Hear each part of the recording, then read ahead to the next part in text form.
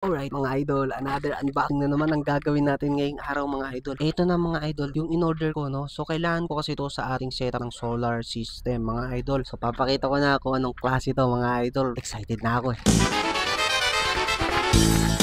Alright mga idol, parcel check. Ito nakakatuwa, no? Kasi meron na siyang plastic sa labas tapos naka-bubble wrap pa siya sa loob. Thumbs up, seller. Alright mga idol, eto na po yung in-order nating flux. No, blocks nga ba tawag doon? Basta mga idol, kasi meron tayong plano, no?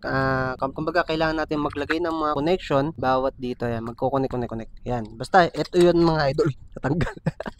So ito yung kailangan natin, yung isa sa mga kailangan natin, mga idol. Ganda ng quality, ang haba 10 layer kasi in order ko. So 1 2 3 4 5 6 7 8 9 10. Alright, 10 nga. Ang haba pala niya mga idol, oh. Oh, tingnan niyo sa simula dito. Halos lagpas isang palad niya siya mga idol. So mga idol, kung kailangan niyo nito, no, gamit sa solar to mga idol, nasa yellow basket lang natin to.